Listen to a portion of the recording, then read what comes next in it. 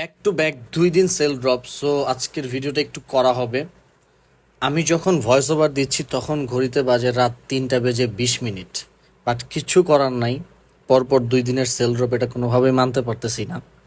আর যদিও এর মাঝে কাস্টমাইজ অর্ডার গেছে, হোলসেল গেছে, ওগুলা নিয়ে আসলে এত বেশি চিন্তিত না আমি।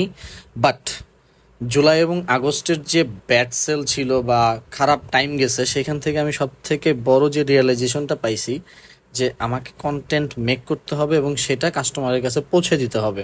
কারণ আমাদের দোকানের বা আমাদের শোরুমের যতগুলো প্রোডাক্ট আছে, তার মনে হয় 10% প্রোডাক্টও আমাদের ফেসবুক পেজ, ইনস্টাগ্রাম বা টিকটকে নাই, মানে শো করা হয় নাই বা কাস্টমার জানে না এখানে কি পাওয়া যায়। So content must. আর আজকে আমি স্পেশালি আমাদের কাস্টমারের সাথে আমরা কিভাবে ডিল করি সেটাও দেখাইছি। কজ কাস্টমার হচ্ছে আমাদের ফার্স্ট প্রায়োরিটি। তার কমফোর্ট, তাকে প্রপারলি সার্ভ করা, এই যে সার্ভিসটা দেওয়া, সেটা আমাদের ফার্স্ট প্রায়োরিটি থাকে। এবং আমরা চেষ্টা করি আমাদের বেস্ট প্রোডাক্টটা আমরা কাস্টমারকে দিতে, এবং তার যত ধরনের ইনকোয়ারি আছে সেগুলোকে আমরা মাথায় নিয়েই তাকে প্রোডাক্টটা দিই। অ্যান্ড এভরিডে ফ্রেন্ডরা চলে আসে লাস্টে, অ্যান্ড আমরা কিছু আড্ডা দিই। আজকের সেল ড্রপ 7% আগের দিনের তুলনায়।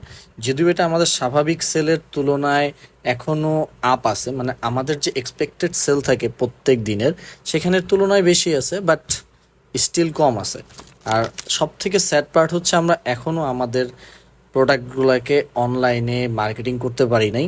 সো দ্যাটস ওয়াই রাত 3টা বাজে, বাট স্টিল ওয়ার্কিং। এবং আমার টার্গেট হচ্ছে কালকে সকাল থেকে যাতে আমাদের সবগুলো প্রোডাক্ট অনলাইনে যায়। সো এই পর্যন্তই, গুড নাইট।